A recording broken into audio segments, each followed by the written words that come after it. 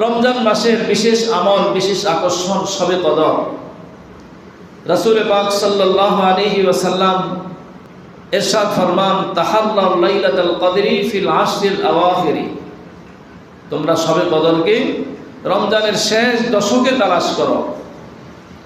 শেষ দশক, এর মধ্যে আরো খাস করে দিয়েছেন শেষ 10 দিনের বেজর রাত্রগুলিতে শবে কদর তালাশ করো। কারণ এই শবে কদর যে পাওয়া গেল সে তো কামিয়াব। 84 বছরের ইবাদতের সওয়াব এক রাত্রি পাওয়া গেল, এক রাত্রিতে পাওয়া গেল। 84 বছরের চাইতেও অধিক। খায়রুম মিন আলফি শাহর, 1000 মাস। তো 1000 মাসের চাইতেও শ্রেষ্ঠ, উত্তম এক রাত্রে পাওয়া যায়। এরকম ব্যবসা কে ছাড়ে? এরকম ব্যবসা যে একদিন ব্যবসা করলে সারা বছর বসে খাওয়া যাবে, কয়েক বছরের ব্যবসা একসাথে একদিনে করা যাবে। এরকম ব্যবসার সংবাদ পাইলে ব্যবসায়ীরা শুধু এক রাত্র না, ওই এক রাত্রির জন্য প্রস্তুতিমূলক আরো অনেক রাত্র কাটায় দিবে। সামান্য যে কাজ করে তার কাজে যাওয়ার জন্য ভোর থেকে চলে যায়। এই যে তরকারি কিনতে যায় তরকারিওয়ালারা, সেই ফজরের আগে উঠে চলে যায়, সকালবেলা এসে বাজার ধরতে হবে। তো এটা তো নিয়মতান্ত্রিক রুটিন, যে নিজের ব্যবসার জন্য, নিজের দুনিয়ার লাভের জন্য, নিজের দুনিয়ার কামাইয়ের জন্য সেই ভোর রাত্রে উঠাও কি মাল কিনতে চলে যেতে পারে, মাল কিনতে যাইতে পারে। তো দুনিয়ার ব্যবসার গুরুত্ব যেরকম মানুষের বুঝে আসছে, যার কারণে এর জন্য সময় দেওয়া সহজ হয়ে গেছে।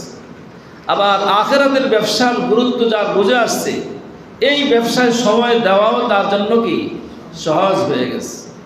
অতএব হিসাব সহজ, হিসাব কঠিন কিছু না। আমার আগে বুঝতে হবে, গুরুত্ব বুঝতে হবে, কদর বুঝতে হবে, যে এটার দাম কত, এটার মূল্য কত। সেই মণিমুক্তা পাথর না চিনলে এটা নিজের ঘরের সামনে পড়ে থাকলেও কি কদর নাই। যে জানে, যে বুঝে, যে চিনে, সে এটাকে ঘরের পোতায় পড়ে থাকতে দেখে না, রাস্তাঘাটে পড়ে থাকতে দেয় না। এটাকে কদর করা, তার যথাযথ সম্মানের জায়গায় তাকে নিয়ে যাওয়া। এই জন্য আগে বুঝতে হবে যে আসলে গুরুত্ব কি, গুরুত্ব কত, কদর কত। তো এক রাত্রির ইবাদত দ্বারা 84 বছরের ইবাদতের চাইতেও বেশি মানুষ কি আগে বাড়তে পারে। তাহলে জীবনের এক এক শবে কদর কি পরিমাণ মানুষের জীবনে কল্যাণ বয়ে আনে, মানুষের জীবনে কত নেকি মানুষকে দিয়ে যায়।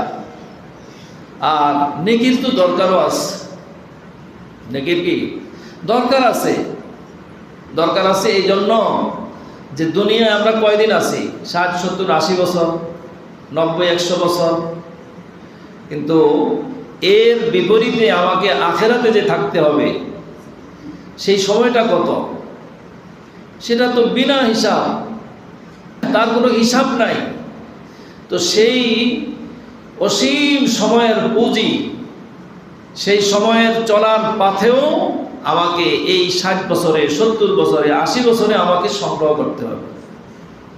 তাহলে কি পরিমাণ নেকি, কি পরিমাণ বেশি নেকি আমাকে কামাই করতে হবে, যে 80 বছরের নেকি দিয়ে আমার শত শত হাজার হাজার বছর আমাকে চলতে হবে।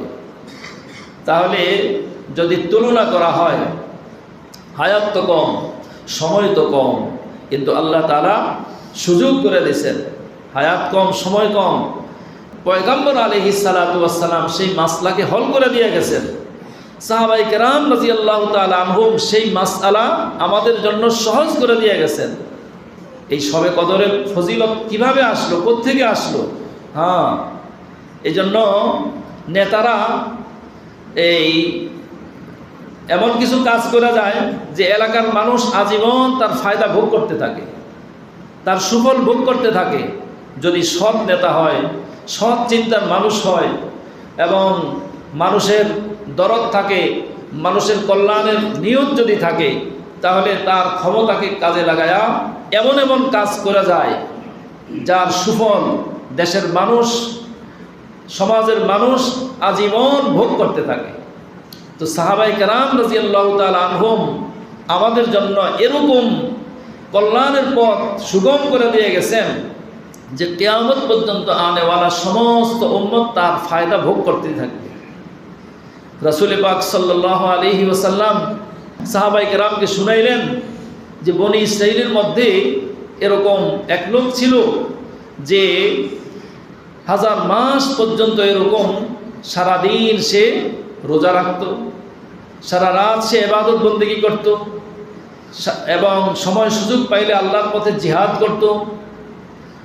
তো সাহাবায়ে কেরাম মনের মধ্যে আফসোস লাগছে সাহাবায়ে কেরামের, আরজ করলেন, ইয়া রাসূলুল্লাহ, আমাদের হায়াতে তো 60-70, তো এই যে এত 1000 মাস পর্যন্ত বনি ইসরাইলের লোকেরা ইবাদত বন্দেগী করত, তাদের হায়াত 300, 400, 500 বছর, তো আমরা আখিরি জামানার উম্মত, আমাদের হায়াত কম, সময় কম, তো আমরা তো ইচ্ছা করলেই সময় দিয়া তাদের সাথে আমলে আমরা কুলাইতে পারবো না। সাহাবায়ে কেরাম এই আরজ করার পরে রাসূল পাক সাল্লাল্লাহু আলাইহি ওয়াসাল্লাম সাহাবায়ে কেরামের কথায় বিষণ্ণ যে সত্যি তো আমার উম্মতের হায়াত কম, আগের উম্মতের হায়াত বেশি, তারা আমলও করছে বেশি, এই উম্মতের হায়াত কম, তাদের আমলও তো কম, তো আমার উম্মত কিভাবে অন্য পূর্বেকার উম্মত যারা তাদের চাইতে অগ্রগামী হবে বা তাদের সম পর্যায়ের হবে। আল্লাহ পাক রব্বুল আলামিন রাসূল পাক সাল্লাল্লাহু আলাইহি ওয়াসাল্লামের দিলের সমস্ত অবস্থা আল্লাহ তাআলা খেয়ালে রাখেন। নবীজি কখন মন খারাপ করেন, জিবরাইল ফেরেশতা আইসা যায়। নবীজি কখন বিষণ্ণতায় ভোগেন, আল্লাহ তাআলার পক্ষ থেকে সান্ত্বনার বাণী চলে আসে। নবীজি কষ্ট পাইছেন, জিবরাইল ফেরেশতা সূরা কাউসার নিয়ে চলে আসছেন যে নবী আপনি টেনশন করেন না, আপনাকে আল্লাহ তাআলা কিয়ামতের ময়দানে কাউসারের মতো মহা দৌলতের মালিক বানায় দিয়েছেন, টেনশনের কারণ নাই। তো নবীর সমস্ত অবস্থা আল্লাহ তাআলা খেয়াল রাখেন, আল্লাহ তাআলা সব কিছুকে নিজের নজরদারিতে রাখেন। কদ নারা তাকাল্লুবা ওয়াজহিকা ফিস সামা, সামান্য কিবলা পরিবর্তন হয়েছে, কাবা ঘুরে দেওয়া হয়েছে, বাইতুল্লাহর পরিবর্তে বাইতুল মুকাদ্দাস কাবা বানায় দেওয়া হয়েছে, কিন্তু নবীজির মনের খেয়াল যে আমার কাবা আমার কিবলা থাকুক, বাইতুল্লাহ আমার কিবলা থাকুক, কিন্তু আল্লাহ তাআলার নির্দেশ বলতেও পারেন না, কিন্তু নিজের মাতৃভূমির টানে, নিজের মাতৃভূমির মহাব্বতের কারণে বারবার আকাশের দিকে মাথা উঠান, বারবার আকাশের দিকে তাকান। জিবরাইল ফেরেশতা এই কিবলা পরিবর্তনের কোনো নির্দেশনা নিয়ে আসেন কিনা, কাবাকে কিবলা নির্ধারণ করা হয় কিনা, কাবা ঘরের দিকে তাকান, আসমানের দিকে তাকান। আল্লাহ তাআলা বলেন যে নবী আমি সব দেখতেছি, সুবহানাল্লাহ। কদ নারা তাকাল্লুবা ওয়াজহিকা ফিস সামা, আপনি যে আসমানের দিকে বারবার নজর উঠাইতেছেন, উঠানামা করাইতেছেন, আমি দেখতেছি সব। তো আল্লাহ তাআলা এই অবস্থা দেখা সাথে সাথে 17 মাস পরে আবার বাইতুল মুকাদ্দাস থেকে বাইতুল্লাহর দিকে কিবলা নির্ধারণ করে দিয়েছেন, কিবলা বানায় দিয়েছেন। যেই মসজিদের মধ্যে কিবলা পরিবর্তন হয়েছে জুল কিবলাতাইন বলা হয়, 2 কিবলার মসজিদ, অর্থাৎ ওই মসজিদের মধ্যে 2 মেহরাব, 2 দিকে ফিরা নামাজ পড়া হয়েছে।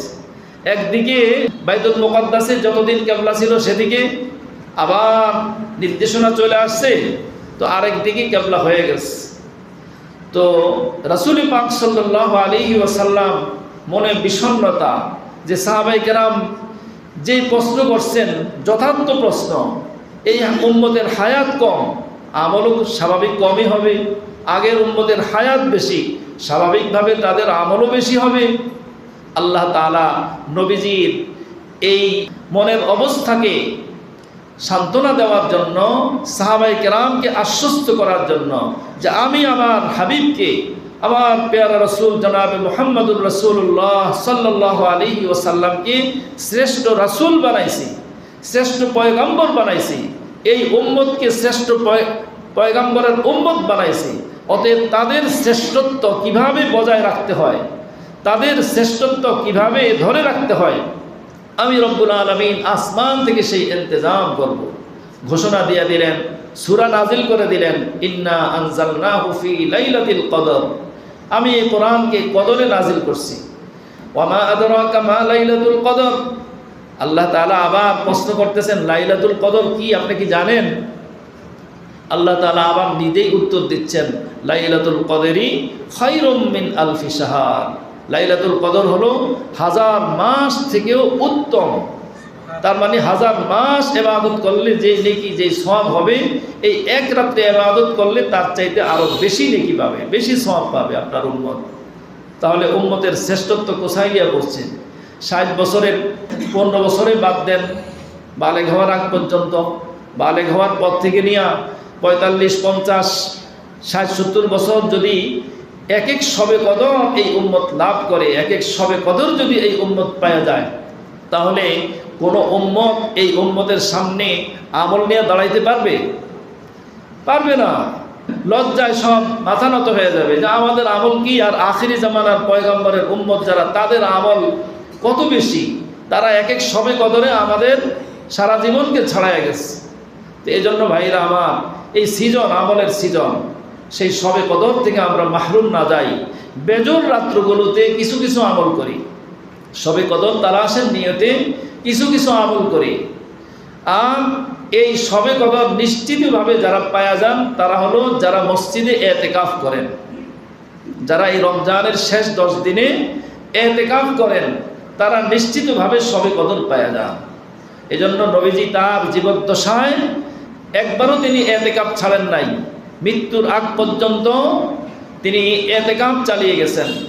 নবীজির ইন্তেকালের পরে নবীর স্ত্রীগণ, আমাদের আম্মি জানগণ, তিনারা এতেকাফের আমল চালাইছেন এবং সাহাবায়ে কেরাম থেকে নিয়ে যুগ যুগ ধরে আমাদের পর্যন্ত এই রমজান মাসে এতেকাফের এই আমল চালু হয়ে আসছে, চলে আসছে আলহামদুলিল্লাহ।